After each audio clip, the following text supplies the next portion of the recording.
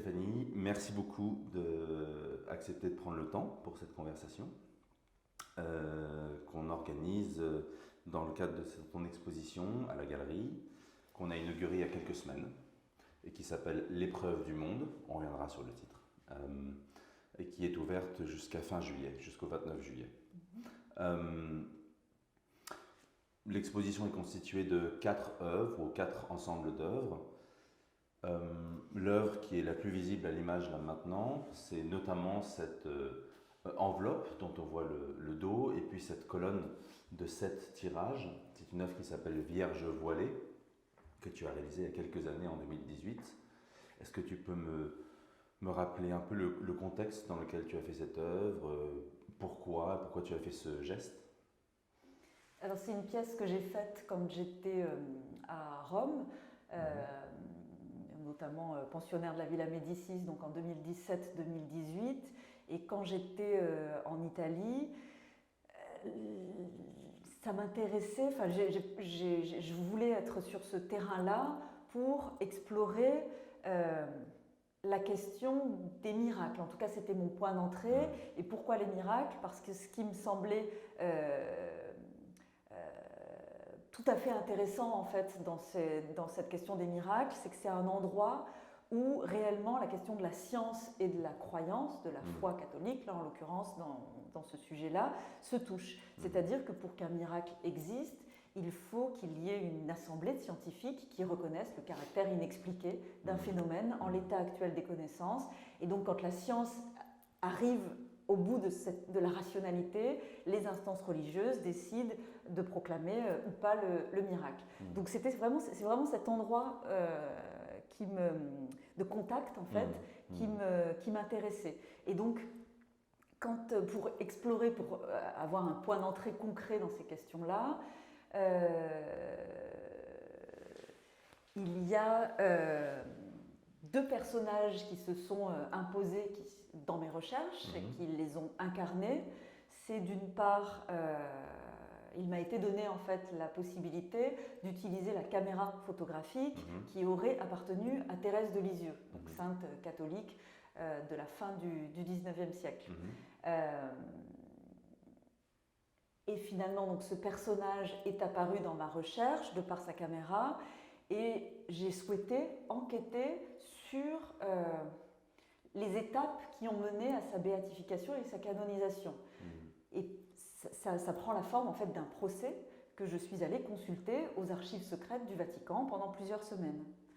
Qui est ce qu'on appelle maintenant la bibliothèque apostolique. C'est pas la bibliothèque, parce qu'il y a la bibliothèque et les archives, mais c'est la dimension secrète a été... elles ont été renommées il y a quelques années. Enfin, je crois que c'était il y a 2 ans. Voilà. Donc, le dernier jour de ces consultations en fait, d'archives, j'ai souhaité conserver finalement une trace de ma présence dans ce lieu particulier qu'est le Vatican, et j'ai décidé de m'envoyer une série d'enveloppes qui contenaient chacune du papier photographique, 7 feuilles de papier photographique vierge, et de me les envoyer donc de la poste centrale du Vatican à la Villa Médicis où je résidais voilà, à ce moment-là. Et donc, ce papier photographique vierge a été voilé durant tout son trajet entre le Vatican et la Villa Médicis. Ensuite, donc, je les ai réceptionnés à la Villa Médicis, je les ai de nouveau protégés de la lumière et je les ai conservés, sauf une que j'ai développée, donc c'est celle qu'on montre ensemble donc, dans la galerie, et conserver donc les autres enveloppes sous... les 4 autres qui sont dans les pochettes noires. Exactement. Et la Villa Médicis, parce que c'est là qu'apparaît mon deuxième personnage, ma deuxième incarnation de cette problématique, de ce contact entre science et spiritualité. C'est parce que la Villa Médicis a abrité le temps de son procès contre l'Église Galilée. Donc son fameux procès contre l'Église en 1633, il était hébergé à la Villa Médicis. Et donc, ce qui m'intéressait dans ce lien contact direct que je fais entre ces deux personnages, c'est que Galilée, alors évidemment, c'est cette figure un peu emblématique du scientifique, de l'obscurantisme de l'Église face à la science, aux avancées de la science.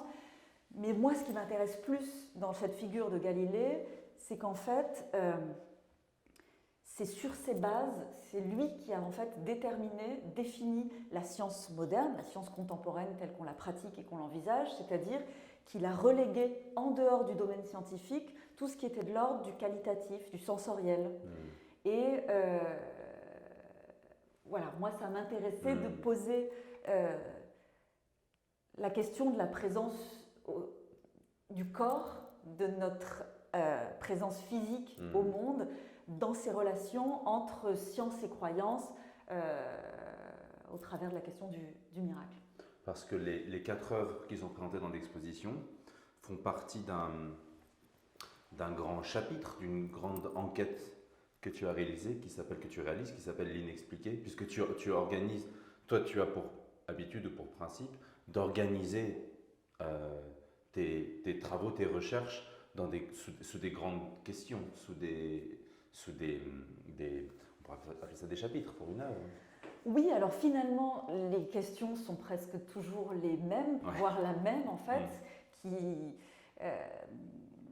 que je continue à poser depuis des années, qui peut-être si on doit essayer de la formuler de manière très simple, c'est qu'est-ce que nous sommes en fait, qu'est-ce qui nous constitue, et qu'est-ce qui nous constitue entre une part tout à fait visible, tangible, corporelle, une présence physique incontestée au monde, que l'on peut observer, que l'on peut partager, qui serait justement plutôt du côté de la science. Et on est également des choses qui sont beaucoup moins visibles, puisqu'on est notre mémoire, on est les générations qui nous ont précédés, nos disparus, nos croyances, notre spiritualité. Et donc, ce qui m'intéresse, c'est d'essayer d'accéder à cette dualité, à cette complexité en fait qui nous constitue entre visible et invisible. Et c'est pour ça que je choisis justement la photographie comme outil principal pour mener cette enquête, parce que la photographie en elle-même présente dès son origine cette dualité. Et ça m'intéresse de la mettre au service de cette enquête et d'en faire mon outil principal, même si dans mes formes finales, la photographie n'est pas exclusive en fait. Il y a aussi dans l'exposition, tu parles de photographie, alors là on voit les 7 tirages, les 7 papiers photographiques qui étaient contenus dans une enveloppe que tu as envoyée. On a aussi une sculpture, il y a une autre œuvre, une sculpture qui s'appelle Voile d'extase, on reviendra dessus après. Il y a une autre œuvre qui s'appelle Le Bureau des miracles. Quand on rentre dans la galerie, c'est en fait la première œuvre qu'on aperçoit. Et puis on fait plus que l'apercevoir parce qu'elle est en énorme sur la façade de la galerie. Et c'est un numéro de téléphone écrit en rouge. Et Le Bureau des miracles, c'est une œuvre que tu as réalisée il y a quelques années aussi. Dans quel contexte, et puis on va expliquer en quoi ça consiste, mais dans quel contexte à nouveau tu as décidé de mettre en place c'est une officine, c'est un bureau, hein?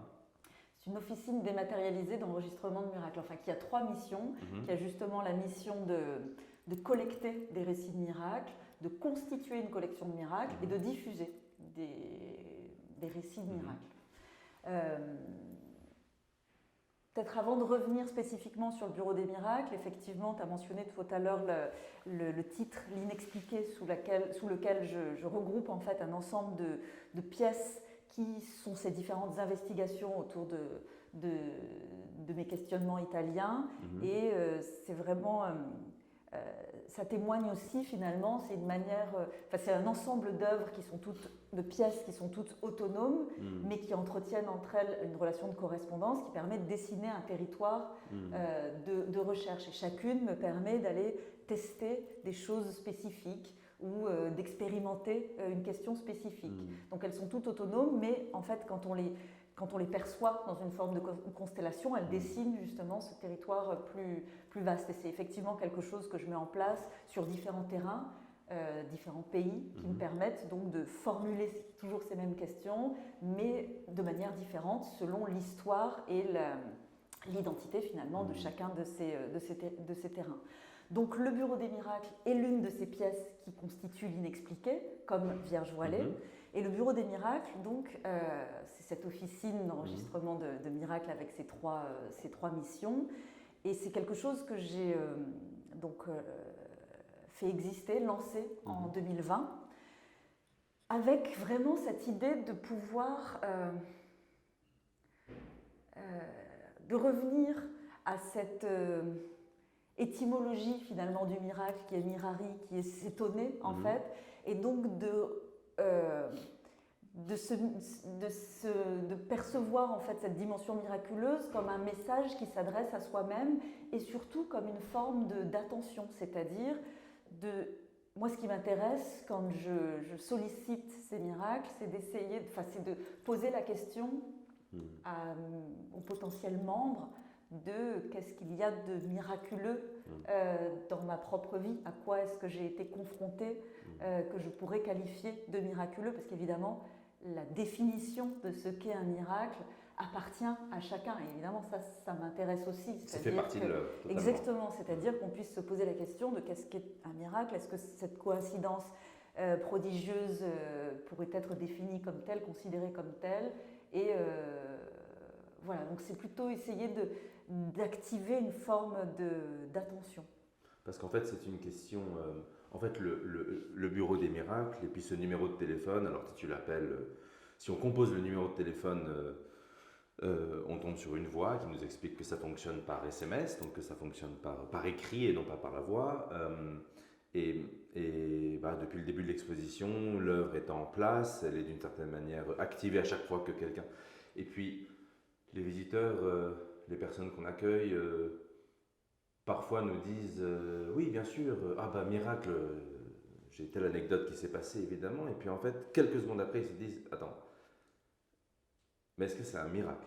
Est-ce que c'est vraiment ça un miracle? Et donc, chacun doit, pour participer à cette œuvre, d'abord se poser fondamentalement cette question qui est est-ce que cette anecdote, est-ce que cette expérience, il, elle, la qualifiera de miracle? Voilà, relève du miraculeux et selon quels critères? Et c'est l'exposition, donc avec 4 œuvres, 4 ensembles d'œuvres sont liées, reliées, ça structure un territoire, comme tu dis. Autour de cette question-là, et d'ailleurs Oui, les 4 pièces que l'on présente dans l'exposition. Et moi, cette bascule, c'est ce que je trouve fascinant dans ton travail et dans cette exposition-là. Tu as publié un livre qui s'appelle Le Guide du Pourquoi pas, qui est encore un autre projet, lié mais qui est un autre projet. Et au fond, cette question très simple de pourquoi pas, je trouve le titre très bon. Parce qu'en fait, cette question simple du pourquoi pas, elle est partout dans l'exposition. On aura probablement dans le monde aujourd'hui tendance à se dire non, on veut expliquer les choses, on veut fournir des explications qui soient construites, démontrées, aller d'un point A à un point B. Et puis, il y a quand même des choses qui nous échappent. Et en fait, l'exposition est une invitation à peut-être d'abord accepter un peu, pour certaines, que dans nos vies, il y a quand même des choses qui nous échappent un peu, on peut expliquer beaucoup de choses, on peut peut-être tenter de tout expliquer, mais enfin, on arrive quand même à certains moments à buter contre quelque chose. Et je trouve que l'exposition, en fait, chaque œuvre invite à se poser cette question-là. Cette question que toi, tu qualifies de miracle, tu utilises ce terme, ce sont ces choses-là qui nous... Oui, à défaut de pouvoir mieux l'exprimer, je dirais qu'il nous échappe, ces choses-là qu'on a du mal à saisir, à appréhender. Oui, c'est exactement ça, c'est-à-dire quand tu parles par rapport au Bureau des miracles, de cette idée de l'étonnement et de l'attention, en fait, c'est ça, c'est quelque chose qui d'un coup existe, qui nous est proposé dans le réel, mais dont on ne sait pas quoi faire parce que c'est presque de l'ordre de l'anomalie, en fait, par rapport à certaines visions du monde ou à une manière d'expliquer qui pourrait justement nous donner l'illusion d'une forme de connaissance complète en fait. En fait, énormément de choses nous échappent et plutôt que de tenter de les faire disparaître ou de ne pas les voir ou de faire comme si c'était quantité négligeable, au moins déjà d'accepter leur présence en fait et de pouvoir être confortable avec le fait que effectivement il y a de l'incertitude qui aussi nous constitue et qui constitue le réel et qu'est-ce qu'on fait avec ça. Après la question est ouverte, mais en tout cas d'être disponible à se dire que c'est possible, on peut l'accepter. Moi je trouve que c'est une position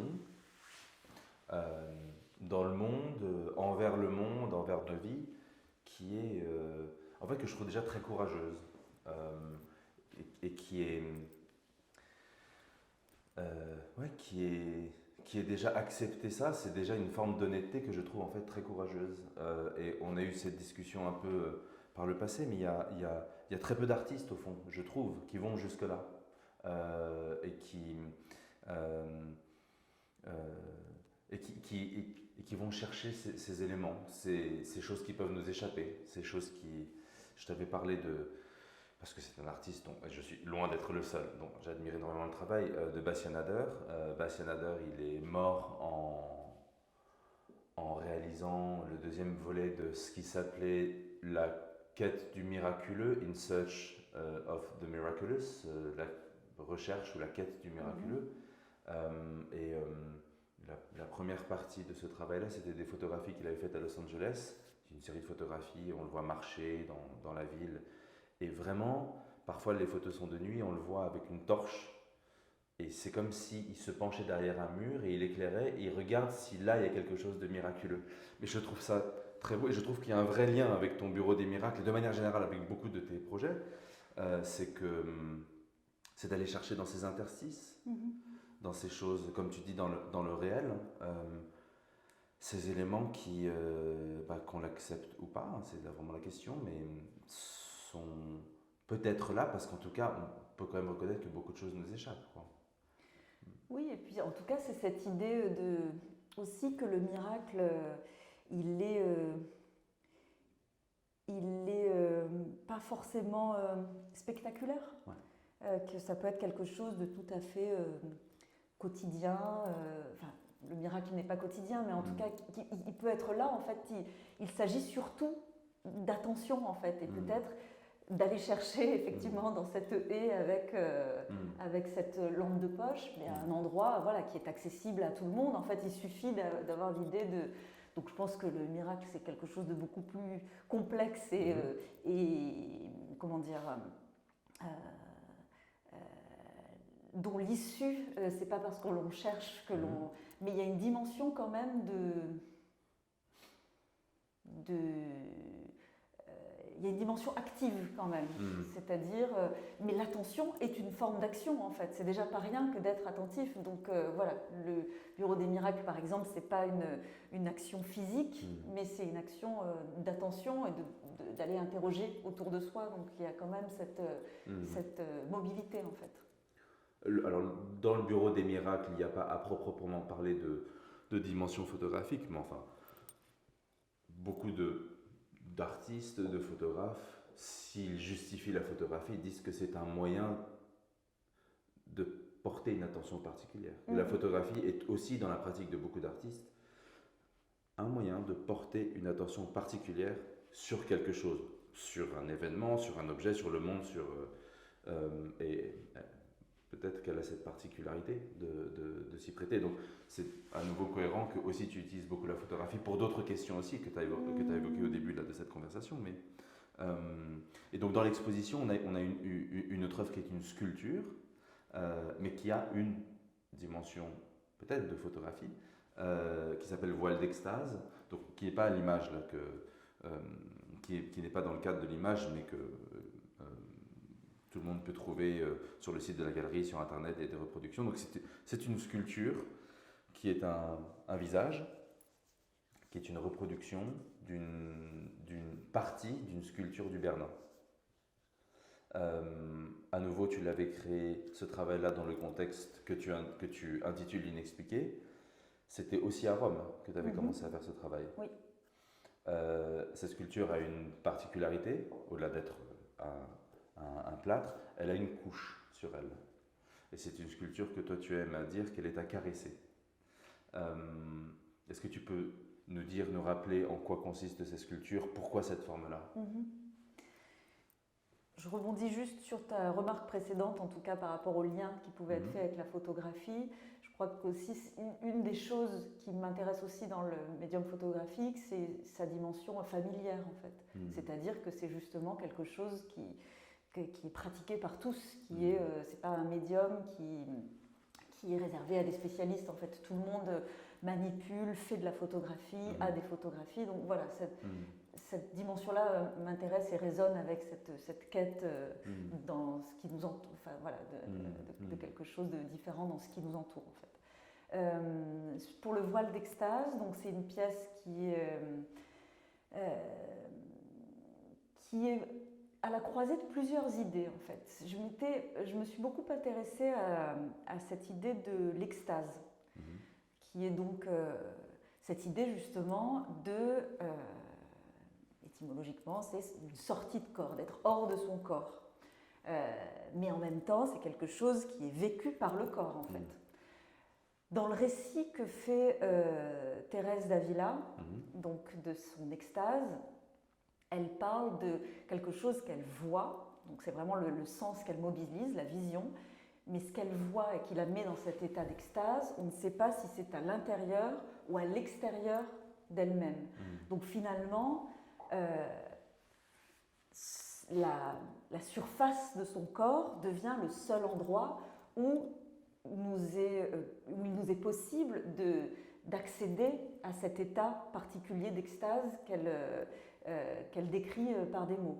Et il y a à Rome donc cette fameuse représentation de Sainte Thérèse d'Avila en extase par le Bernin, à l'église Santa Maria de la Vittoria, et qui est une représentation qui a été beaucoup commentée parce que c'est une extase clairement physique, en tout cas, je veux dire, le corps exprime cette extase, le corps représenté par le Bernin, et a été beaucoup commentée parce que justement, certains se sont interrogés sur la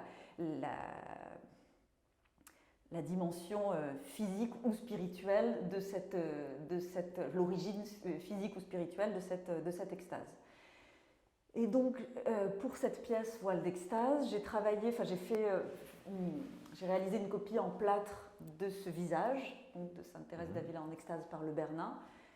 Et tu dis effectivement que c'est une sculpture à caresser parce que quand on la caresse, on peut décoller en fait une peau, un voile de peau en silicone que j'ai installé sur cette pièce et décoller comme ça finalement cette extase pour pouvoir l'observer devant, derrière, de manière très méticuleuse et de pouvoir vraiment la saisir et la regarder au mieux. Ce qui par ailleurs est une vraie surprise pour les visiteurs quand ils découvrent l'œuvre, et puis cette peau en fait se fond tellement dans la sculpture que oui, on ne la voit pas avant de la détacher. Ouais. C'est ça qui m'intéressait aussi, c'était cet effet de surprise. Et quand je dis que c'est une pièce aussi qui a la croisée de plusieurs idées, donc je parlais de cette idée en tout cas qu'est-ce que c'est que l'extase, mais c'est aussi pour moi une pièce très photographique. Donc justement, il n'y a pas d'image photographique, mais pour moi, la question de la photographique est tout à fait convoquée, puisque c'est aussi finalement une matérialisation de la théorie des spectres selon Balzac, qui nous envisage justement comme un ensemble de couches infinies et que chaque photographie que l'on prendrait de nous serait comme le décollement d'un voile, d'une couche qui nous constitue. Donc ce serait en même temps une manière de posséder, de s'approprier cette extase vécue par Thérèse d'Avila. Évidemment, c'est aussi le voile de Véronique, dans lequel certains voient la première photographie. Donc il y a une dimension photographique à cet endroit-là aussi. C'est une surprise pour tous les visiteurs, parce que vraiment cet élément, tu peux pas le déceler, tu peux pas le discerner à première vue. Et à nouveau, ce que je trouve... l'effet que je trouve assez formidable dans cette petite exposition, puisque l'espace est petit, c'est que toutes les visites qu'on a organisées, chacun a ses opinions, chacun a sa manière de voir le monde, chacune a sa manière d'envisager le rapport à la science ou à la religion, Mais en tout cas, c'est une exposition qui génère des conversations, des discussions qui sont vraiment très longues et parfois existentielles.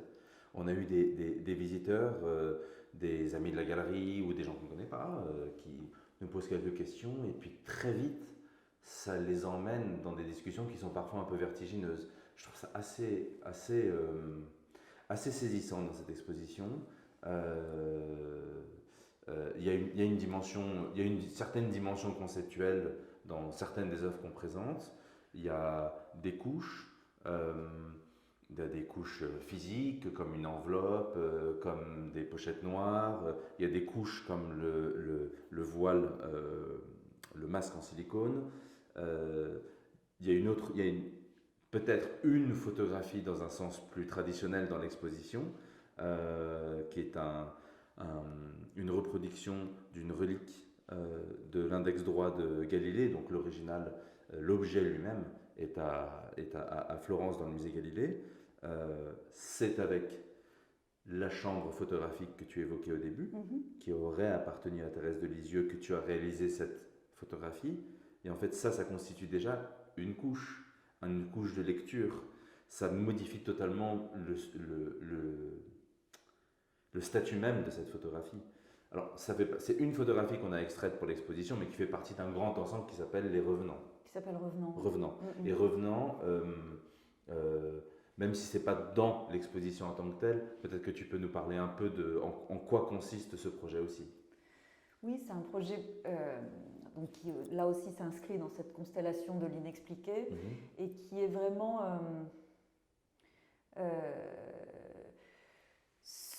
directement une tentative de, par l'image, en fait, laisser la place au corps. Donc, je parlais de Galilée qui avait justement relégué à l'extérieur du domaine de la connaissance scientifique tout ce qui était de l'ordre du corporel, presque, on pourrait dire, pour le résumer, du qualitatif, du sensoriel. Et c'était cette idée de revenir à en fait, de revenir à ces différentes formes de matérialité du corps dans les représentations qu'il donne à vous, comment dire, en tant qu'accès au spirituel. C'est-à-dire que la représentation, qu'elle soit picturale, qu'elle soit sculpturale, que ce soit le corps relique, des corps disparus, les corps des saints, c'est tout un ensemble de représentations qui mobilisent des différentes matérialités des corps, mais qui ne sont pas là pour nous parler de ce corps-là en particulier, qui sont là pour nous parler d'une forme spirituelle en fait, qui n'est pas là pour, par exemple, exactement une représentation de l'extase de Marie-Madeleine en extase, par exemple, ou voilà, c'est des représentations qui nous parlent d'autre chose en fait. Et donc dans Revenant, c'est vraiment cette idée de se dire qu'en fait, il y a une forme de connaissance peut-être qui peut passer d'un corps à l'autre, justement, d'une représentation à l'autre, d'un siècle à l'autre, parce que finalement, c'est toujours les mêmes scènes qui sont représentées. C'est les scènes bibliques, certaines scènes bibliques qui sont censées exprimer certaines idées et donc certains liens au spirituel.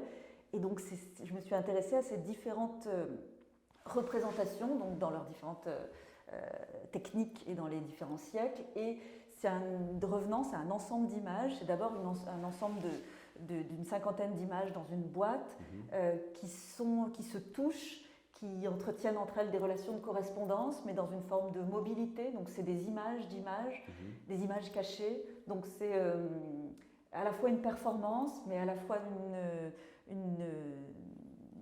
différentes couches d'images superposées, et c'est également une pièce en réalité augmentée. Donc il y a différentes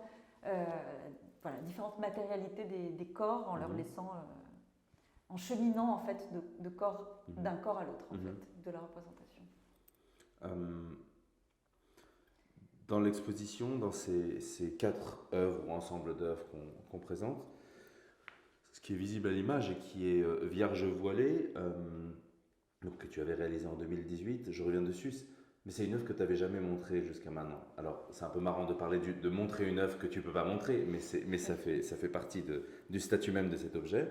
Est-ce qu'il y avait une raison particulière pour laquelle tu avais mis ça de côté, conservé, ou peut-être que, parce que tu as eu beaucoup d'expositions depuis, pourquoi est-ce que ça n'a pas été présenté dans d'autres cadres Est-ce qu'il y a une raison particulière Non, il n'y a pas une raison particulière parce que c'est une pièce finalement donc, qui a été faite en 2018 et puis voilà, elle était même montrée par exemple sur mon site, il y avait une mention de cette œuvre et j'ai été conservée à mon atelier.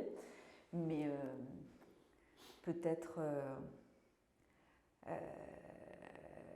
elle attendait l'attention d'une personne en particulier. C'est ton regard, c'est peut-être toi justement en tant qu'observateur, c'est toi qui as eu envie de montrer cette pièce pour la première fois. Donc, moi je trouve qu'elle a dans tout ce dont tu viens de parler, toutes les questions que tu as évoquées, les pistes, c'est une œuvre, mais peut-être peut-être au même titre que le Bureau des miracles a une dimension intime, je trouve que c'est une pièce qui est très intime. C'est une œuvre qui vient d'un geste, qui vient d'un moment où tu t'es dit je veux marquer mon passage, je veux aussi me souvenir, ce sont des enveloppes que tu t'envoies à toi-même, et dans la vie il n'y a pas énormément d'occasions où on s'envoie quelque chose à soi-même. On s'envoie quelque chose à soi-même quand on a besoin de se souvenir, de se rappeler, on veut marquer un événement, c'est de l'ordre de la confidence à soi-même. C'est un rapport que je trouve très, très subtil, très beau, très intime aussi. Et je trouve qu'il y a cette intimité dans cette œuvre-là qui permet toutes les questions que tu as évoquées, ce rapport au monde, ce rapport à la croyance, le fait de se dire est-ce que la science peut expliquer certaines choses et à la fois il y a des choses qui nous échappent. Je trouve que cette œuvre contient tout ça. Je trouve que c'est une œuvre qui, par un geste intime, personnel, où tu as... et puis c'est une œuvre c'est une œuvre physiquement, matériellement simple à réaliser. Il y a une économie de moyens dans cette œuvre aussi que je trouve très beau. Moi, quand on préparait l'exposition et quand tout de suite je t'ai parlé de cette œuvre-là, bon, j'insistais beaucoup parce qu'on a chacun nos tropismes et puis nos goûts. Je te disais que c'était vraiment du mail art. C'est très exactement du mail art. Mail art, il y a des acteurs du mail art très importants aujourd'hui, mais c'est vraiment plutôt, ça commence dans les années 60. Et je te disais, ce qui est encore plus beau, c'est que c'est un vrai mail art photographique. Le voyage de ces enveloppes, depuis la poste centrale du Vatican jusqu'à la Villa Médicis, à vol d'oiseau, ça fait à peu près 3 km, mais en vrai, on ne sait pas quel réseau ça emprunte. Peut-être que ces enveloppes, elles sont parties à un autre endroit de l'Italie pour revenir à la Villa Médicis. Et ce seul voyage leur a fait voir la lumière à un certain moment, et ça a réalisé l'œuvre. C'est ça qui a créé l'œuvre. Je trouve qu'il y a une dimension intime là-dedans qui est magnifique. Et cette dimension intime, pour moi, elle est incontournable dans ces questions qui continuent à me traverser, à m'animer, et c'est ça qui m'intéresse. Par exemple, quand je vais consulter le procès en canonisation, en béatification et canonisation de Thérèse de Lisieux, c'est justement de se demander comment on accède à cette subjectivité ultime qu'est l'intimité. Et la forme procès, par exemple, m'interroge particulièrement, m'étonne et me donne envie justement me donne envie d'aller l'explorer, parce que justement c'est comment on applique quelque chose d'un cadre qui tente d'être objectif, partageable, scientifique, voilà, selon nos critères actuels, à quelque chose qui est malgré tout par nature élusif en fait, et par nature intime et par nature invisible. Et donc c'est ces endroits de frottement en fait qui m'intéressent, et tout en étant tout à fait consciente que justement nos outils, les outils dont on dispose, sont évidemment imparfaits et que la réalité, ce à quoi il nous est possible d'accéder est nécessairement parcellaire, mais ce n'est pas une raison pour ne pas poser la question. Il se passe quand même quelque chose quand on pose la question, et évidemment, en plus, moi je n'ai aucune réponse, et j'aime quand tu me dis que les visiteurs s'interrogent face au travail, parce qu'en fait, moi, c'est ça qui m'intéresse. Moi, j'ai aucune réponse à délivrer par rapport à mes questions. Par contre, ça m'intéresse de pouvoir les réussir à les formuler peut-être et peut-être à savoir, à voir l'écho que ces questions ont chez d'autres pour m'aider, en tout cas contribuer à les approcher. C'est d'autant plus intéressant quand on s'adresse à des visiteurs qui n'ont pas on n'a pas l'impression qu'ils aient une croyance particulière de prime abord. Moi, je ne suis pas religieux particulièrement, je ne suis même pas du tout religieux. Et donc, ces œuvres-là, il faut accepter, il faut être un peu ouvert à la question, mais ces œuvres-là, et c'est vraiment les discussions qu'on a avec les visiteurs, poussent chaque visiteur dans ses retranchements. J'espère que cette exposition est une expérience pour eux, que quand ils sortent de l'exposition, quand ils quittent la galerie, après avoir passé du temps, peut-être s'être posé la question dans la cour devant la galerie de ce numéro de téléphone, est-ce que j'ai connu des miracles dans ma vie? Est-ce que j'appellerais ça des miracles? Et puis comment est-ce que je vais le formuler? Est-ce que je vais les adresser? Est-ce que je vais les envoyer à ce numéro? J'espère que ça modifie quelque chose, en tout cas que ça aurait été une expérience, un moment dans leur vie, qui les aura ouverts. Il y a presque comme une leçon de vie, l'expérience de cette exposition. En tout cas, ce dont il est question, c'est que des choses qui ne sont pas accessibles directement. Alors c'est intéressant, moi je trouve, de passer par la représentation pour tenter d'y accéder, et que même si on n'y arrive pas à la fin, il y a quand même quelque chose qui se passe dans cette tentative-là.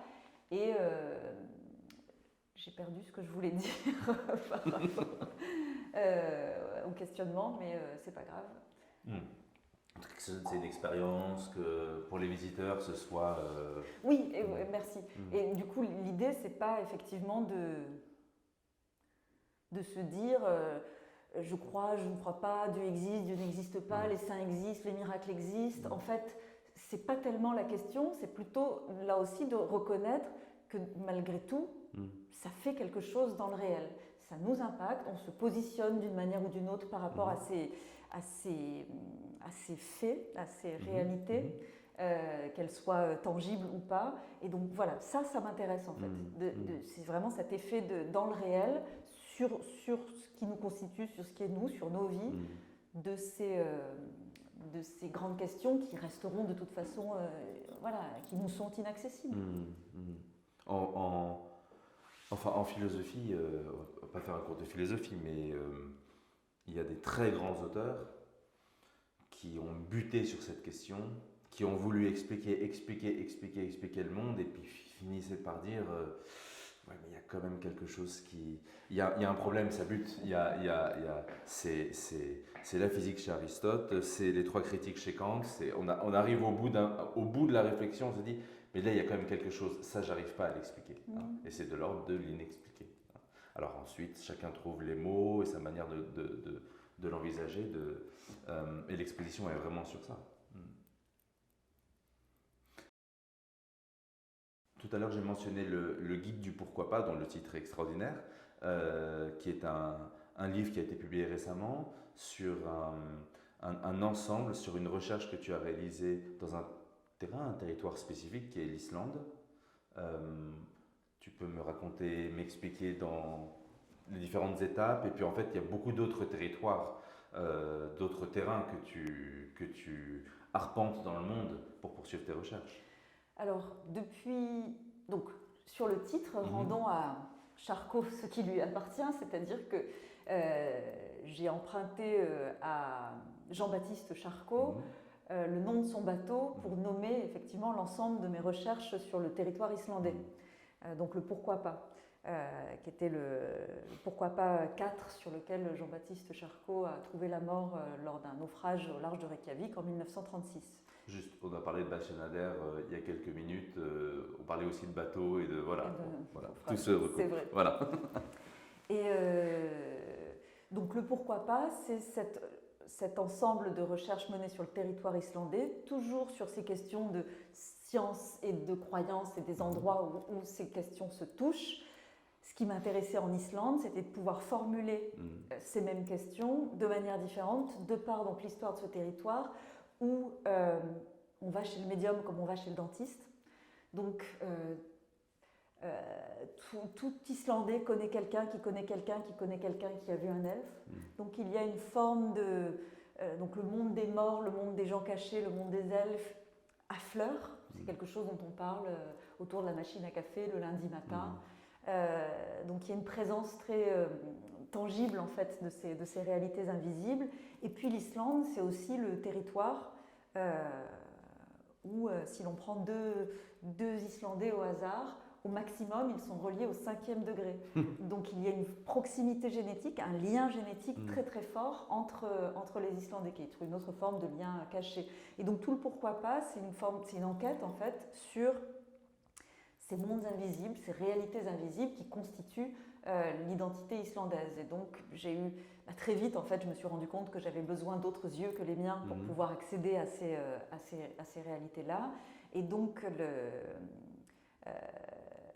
j'ai fait appel à différents interlocuteurs qui sont soit donc des médiums, soit des scientifiques, donc des généticiens, soit des artistes, en fait, qui m'ont permis, en fait, de développer en Islande à la fois donc, différentes pièces qui peuvent être des pièces vidéo, des pièces photographiques, et puis une pièce textuelle, donc le guide du pourquoi pas, qui est un livre de textes qui a été publié donc au Seuil dans la collection Fiction et compagnie, donc qui est un ensemble de coupes dans les entretiens qui permet de dessiner en fait une voie collective à partir de voies individuelles sous une forme de guide de randonnée cérébrale, puisque j'inscris en fait ce travail-là dans la généalogie des Charcot, puisque je parlais donc de Jean-Baptiste Charcot, explorateur polaire, et de son bateau, donc le pourquoi pas. Ce qui m'intéressait aussi en convoquant la figure de Jean-Baptiste Charcot, c'était de convoquer sa propre généalogie, c'est-à-dire son père, le fameux Jean-Martin Charcot de la Salpêtrière, donc qui a été en fait le premier neurologue, le premier explorateur du cerveau, puisque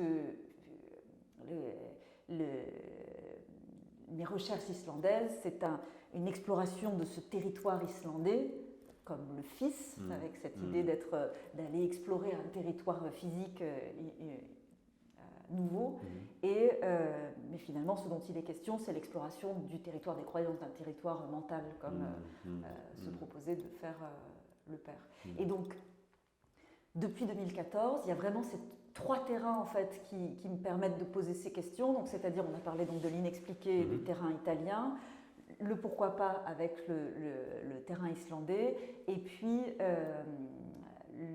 la côte ouest des États-Unis, donc avec un ensemble de recherches qui s'appelle Devenir soi-même et qui se développe vraiment sur la côte ouest des États-Unis, avec, puisque c'est un endroit où est implantée la Silicon Valley, donc avec ces scientifiques qui modèlent en fait nos possibilités futures, disons, et puis c'est aussi un territoire en fait de forte présence où a émergé le mouvement New Age notamment. Donc il y a beaucoup de chamans, il y a aussi toute une présence des natifs américains. Donc voilà, c'est ces 3 pôles, en tout cas depuis 2014, qui sont mes 3 principales zones de recherche. Et tu penses qu'il y aura bientôt d'autres territoires dans le monde que tu auras envie d'explorer, parce que ces questions-là peuvent se retrouver aussi dans des contextes différents, mais... Peut-être, en tout cas, il y a plein de... potentiellement, oui, et en même temps, c'est pas du tout une recherche qui a vocation à s'établir comme un catalogue de pratiques ou de lieux. Disons que le triangle m'était indispensable pour pouvoir établir une forme de mesure, ce qui n'est pas possible avec une droite, mais un triangle permet en fait de le faire. On verra demain où les questions qui sont formulées sur ces 3 terrains m'emmènent. En tout cas, il m'importe de déjà les faire exister et coexister au sein d'un même espace. Alors, on a fait une petite coupure, mais en fait, c'est exactement ce qu'on était en train de dire. Et il nous est arrivé à nous, ce qu'on racontait des visiteurs, c'est qu'en fait, on a terminé cette première partie de notre conversation, et puis on est sorti pour fumer une cigarette et puis prendre un verre d'eau. Et en fait, on a poursuivi la discussion, et on a eu à peu près une discussion comme celle qu'on a avec nos visiteurs, qui en fait va beaucoup plus loin et qui en plus a bâton rompu. Et en fait, c'était tellement bien que je crois qu'on peut reprendre un peu là. Non, en fait, c'est après tout ce que tu as évoqué pendant la première partie de cette conversation, c'est souvent une question de rapport à la science, de cet équilibre qui est beaucoup présenté dans beaucoup d'expositions toutes ces dernières années. On parle de rapport art-science. Et à la fois, c'est toujours un peu dérangeant, un peu étonnant. Ça vient peut-être d'une compréhension de la science qui est, au fond, somme toute, très sommaire. Euh, on, on nous présente la science comme étant quelque chose de très figé, qui explique absolument tout. Et puis on essaye d'intégrer une discussion, un dialogue avec des œuvres artistiques dedans. Et voilà, on disait en rigolant là, on est tous allés à l'école et on nous a appris, gamin, la théorie du Big Bang. Alors, quand tu es gamin à l'école, quand tu entends le Big Bang, tu te dis, ouais, dis donc, ça a vraiment explosé, ça devait être énorme. Et puis, en fait, quand tu parles avec des scientifiques, des vrais chercheurs aujourd'hui, qui comprennent les choses de manière un peu plus poussée et avec un peu plus de subtilité, ils te disent que non, enfin, le Big Bang, c'est quasiment, enfin, je disais en rigolant, c'est quasiment une icône religieuse, quoi. Hein. Et en fait, même tout ton travail touche ce rapport-là qu'on a à la science, qu'on a à cette manière d'expliquer le monde. Euh, on a dû te faire beaucoup de commentaires sur ton rapport, ton rapport à la science, ton approche de la science. Tout à l'heure, tu as dit que tu soulèves des questions, tu n'apportes pas de réponse. Et ça, c'est une position déjà qui est très honnête, qui est très juste, et qui est... Je ne sais plus ce que tu avais dit derrière. C'était... Mais on parlait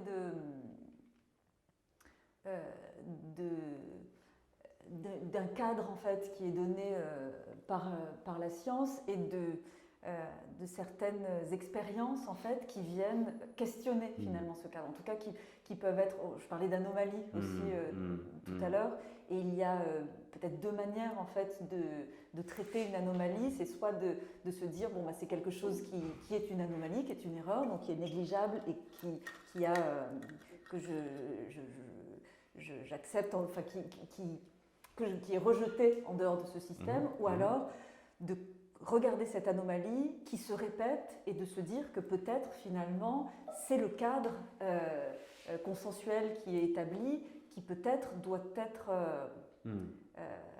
à faire évoluer ou en tout cas à être questionné. Et ce qui m'intéresse dans mon travail, c'est d'aller effectivement explorer ces endroits limites et en tout cas de les intégrer dans le champ des possibles, dans ce pourquoi pas, et de ne pas les rejeter d'un revers de main en se disant que c'est quelque chose qui n'existe pas parce qu'on ne sait pas quoi en faire en fait. C'est plutôt accepter qu'il y a un certain nombre d'expériences qui sont effectivement pour lesquelles la science n'a pas d'explication à ce jour. Même si la science peut expliquer beaucoup de choses, évidemment. Exactement. Et voilà, et de se dire qu'est-ce que ça fait si on accepte que ces expériences sont réelles et qu'elles existent et qu'elles produisent quelque chose dans le monde. Et ça veut dire aussi que qu'est-ce qu'on accepte de bouger ou de ne pas bouger. Qu'est-ce qu'on fait de cette incertitude-là. Est-ce que ça a à voir avec le monde, mais ça a à voir avec nous, c'est cette dimension intime en fait. C'est d'abord est-ce que nous on est capable de bouger, ne serait-ce que d'un millimètre, et qu'est-ce que ça fait. Tu parlais de Galilée tout à l'heure parce qu'il y a une œuvre dans l'exposition qui fait référence enfin il y a plusieurs en fait, qui font référence à cette figure qu'on appelle un peu le fondateur d'une science moderne, et à la fois, comme tu le rappelais, Galilée, il a défini une manière de penser où on fait abstraction du corps, où on fait abstraction de nous, en fait. où on fait abstraction de l'observateur, en fait. C'est-à-dire, c'est cette idée qu'il y aurait une réalité qui serait toujours la même, qu'elle soit observée ou pas, en fait, que l'on soit présent ou que l'on ne soit pas présent. Et en fait, les théories quantiques, en fait, en tout cas la réalité de la physique quantique montre que ce n'est pas le cas, puisque l'observateur a une part active, en fait, dans l'observateur modifie ce qui est Exactement. observé. Donc voilà, donc on rejoint la question de l'attention. En fait, qu'est-ce que cette attention que l'on porte aux choses provoque sur ces choses-là et provoque sur nous-mêmes aussi. Donc il y a une vraie finalement réalité physique dont on ne sait pas tellement quoi faire souvent aujourd'hui. Et donc en tout cas, c'est ces espaces d'incertitude qui en tout cas moi m'intéressent d'aller explorer. Je te disais que dans le champ de la photographie, un exemple, il n'est pas du tout le seul, et je trouve ça très beau, et en fait c'est une transcription de cette idée-là dans un domaine spécifique de la photographie. C'était Garry Winogrand qui disait que, notamment, il y a une très belle conférence qu'il a donnée, je ne sais plus, c'était aux États-Unis, je ne sais plus si c'était sur la côte ouest, en Californie, où il est face à une assemblée. Il doit probablement y avoir des jeunes photographes aussi dans l'assemblée, parce qu'il s'adresse un peu à eux aussi. Et il dit, moi j'ai pris conscience que moi qui sors dans l'espace public, dans la rue, dans l'espace public et qui photographie, j'ai pris conscience très tôt d'une chose très simple, c'est que moi, en observant l'espace public, je le modifie. Donc je modifie l'objet même de mon expérience, si tu veux, si on faisait une analogie avec la science. Et donc c'est une vraie transcription de cette question-là et de ce rapport-là. Oui, et c'est très beau d'ailleurs de le voir. Il y a des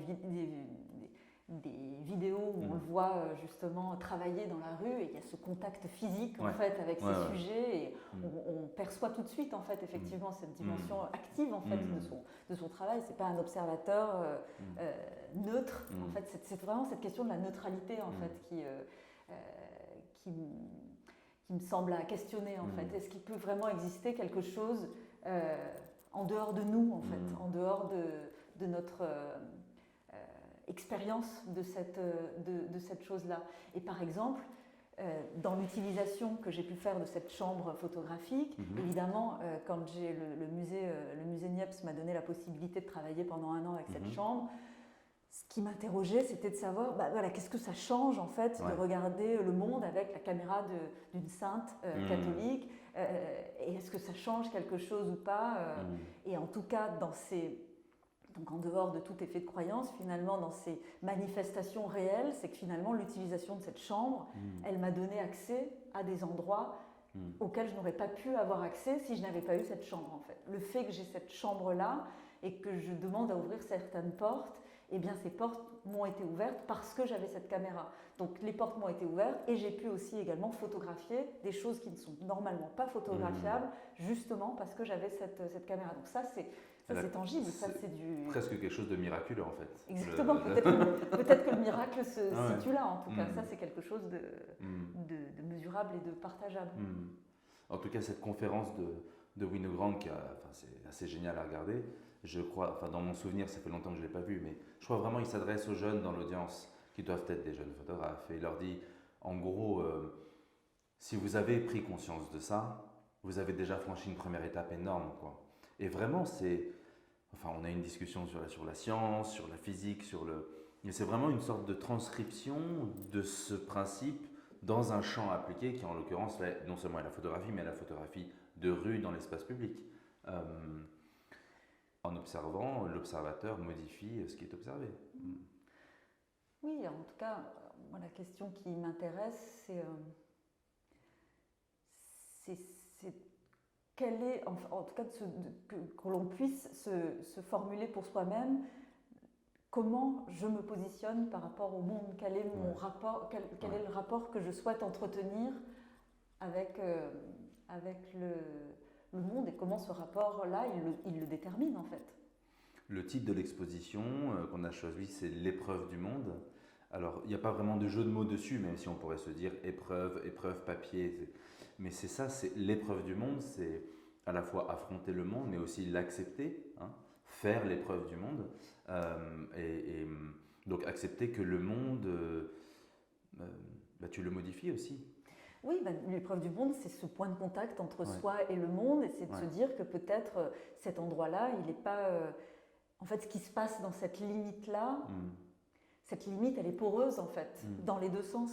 Donc, dans cet espace mouvant, en fait, en tout cas, moi, ce qui m'intéresse, c'est d'essayer d'agir, de questionner, de s'immiscer dans cet espace-là et de voir justement ce qui se passe à cet endroit limite pour peut-être essayer de saisir ce qui constitue ces deux entités, parce que c'est vrai que souvent quand on va chercher, que les limites peuvent éclairer sur l'objet, en fait, c'est aussi un endroit où les définitions sont plus malléables et poreuses, justement, donc voilà, qu'en retour ça puisse nous éclairer sur peut-être ce qu'est le monde, en tout cas comment on le perçoit et ce que nous sommes. Et est-ce que tu accepterais, j'ai pas osé te poser cette question tout à l'heure dans la première partie de la conversation, j'avais très envie mais je l'ai pas fait, est-ce que tu accepterais si je te dis que moi j'y décèle en fait une vraie dimension politique dans ton travail à travers cette question-là? Ce rapport au monde, moi je trouve que c'est une position, c'est une dimension politique. Politique pas au sens partisan, au sens, mais d'embrasser le monde, d'essayer de le comprendre aussi. Je trouve qu'il y a une dimension politique fondamentale là-dedans. Ben, pour moi, elle est fondamentale, je suis d'accord. C'est-à-dire que c'est une manière on parle de positionnement par rapport au monde, et c'est le politique, pour moi, c'est l'articulation entre l'individuel et le collectif, en fait. Ouais. Et c'est la question de l'identité, et donc la question de l'identification. Enfin, je pense que moi, quand tu formules la question de cette manière-là, ben, j'ai envie de revenir aussi à des travaux plus anciens, c'est-à-dire avant ces trois terrains qu'on a mentionnés, donc les aveugles éblouis, sur ces formulations différentes selon ces trois terrains. J'ai beaucoup de travaux qui se sont intéressés à l'histoire de l'identification, justement, à ce que c'est que la photographie d'identité, à cette manière de positionner en fait un individu au sein du collectif. Et évidemment, c'est des jeux de pouvoir, c'est donc une question politique aussi dans ce sens-là. C'est un très grand projet que tu as fait sur Alphonse Bertillon, sur cette définition d'une identité au XIXe siècle, avec une utilité. En l'occurrence, c'était pour la police. Là, tu viens de placer l'ensemble de ce travail dans les collections du Getty à Los Angeles. Ça va être présenté dans le cadre d'une exposition à laquelle participent d'autres artistes qu'on présente à la galerie l'année prochaine. Oui, c'est une position... Enfin, c'est assez formidable de voir, de mettre le doigt sur... C'est pas les origines de la photographie, mais sur vraiment le début et les moments où on a défini des choses fondamentales de la photographie, tout de suite cette dimension politique, oui.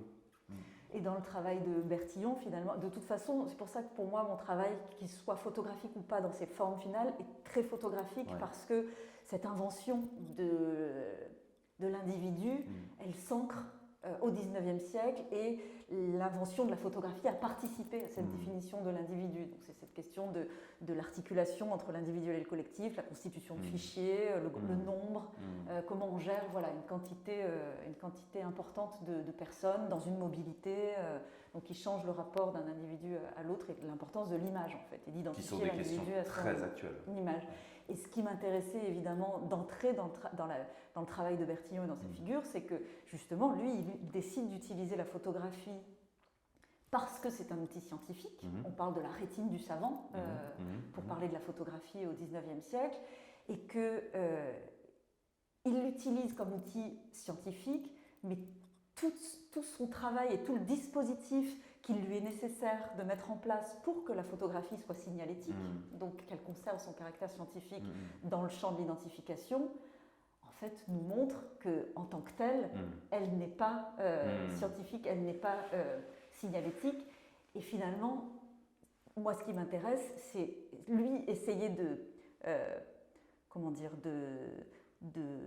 contrôler en fait tout ce qui échappait, tout ce qu'il y avait en plus dans l'image photographique, dans l'utilisation de l'image photographique, Et moi, ce qui m'intéressait, c'était plutôt de travailler avec justement tout ce qui échappe dans ce moment d'enregistrement direct et réel et que l'on peut penser objectif de la photographie, en tout cas tel que c'était pensé à ce moment-là. Et donc de travailler avec ce qui échappe. Et là, on revient aussi à un autre travail qui s'appelle Dominique Lambert. C'est toutes les techniques, en fait, qui met en œuvre toutes les techniques officielles de représentation de l'identité, qui se présentent comme une forme de principe d'équivalence, en fait, entre l'individu et sa photographie, entre la photographie et le dessin du portrait robot, entre la description faite par un expert et le portrait. Et en fait, voilà, il y a dans chaque transmission d'information qui se passe lors de l'opération de représentation, en fait, cette opération de représentation, elle n'est jamais neutre. Il y a une transmission d'information, il y a une déperdition d'information et une création d'information. Et finalement, voilà, plutôt que d'essayer de la maîtriser, ce qui est en fait une utopie impossible, c'est de travailler aussi avec cette dimension créative finalement qui est intrinsèque à tous nos outils. C'est une sorte d'illusion en fait co-constitutive de la photographie. On vit totalement dedans encore aujourd'hui. Enfin, il y a une œuvre dans l'exposition, l'index de Galilée. On joue aussi sur cette question de l'index, de l'indice de l'identification, ou du référent dans le monde. Moi, j'ai eu, il y a des années, en tant que professeur, Dominique de Fonréau. Et Dominique, elle est aujourd'hui au Louvre. C'est une experte de la photographie. Et elle avait une manière très simple de dire les choses que j'ai toujours aimées. Elle disait « La photographie n'est pas transparente ». Et en fait, en disant simplement « La photographie n'est pas transparente », elle parle de ça. Elle dit qu'il n'y a pas une équivalence parfaite entre le monde qui est... Et le problème, c'est qu'il faut le rappeler tout le temps, parce qu'en fait, c'est une sorte d'illusion et c'est un piège. Je ne sais pas pourquoi c'est un piège d'ailleurs, mais c'est devenu un piège dans lequel tombe à peu près tout le monde, encore aujourd'hui. Mais Bertillon le formule aussi très bien, et c'est pour ça qu'il y a beaucoup de choses qui sont contenues en fait dans son système. C'est-à-dire qu'il s'est rendu compte que dans une même photographie d'identité, dans une même photographie signalétique, deux agents de police différents vont voir deux choses différentes. Donc il a tenté de rationaliser l'image photographique par le langage. Donc il a inventé cette technique qu'il appelle le portrait parlé, donc avec une forme de caractérisation par du vocabulaire très précis des caractéristiques de ce que l'on voit dans l'image. Donc ici on a des cheveux frisés, des cheveux crépus, des cheveux bouclés. Et dans les cours qui servaient à enseigner donc, cette technique du portrait parlé, il avait inscrit au mur de l'amphithéâtre « L'œil ne voit dans les choses que ce qui l'y regarde et il ne regarde que ce qui est déjà dans l'esprit ». Donc on revient sur cette question de, effectivement... L'observateur qui modifie l'observation. Ouais. Écoute, merci beaucoup pour cette conversation. Merci. Merci d'avoir pris le temps. Et donc l'exposition, c'est jusqu'à fin juillet et j'espère que beaucoup de gens viendront la voir. Merci. Merci.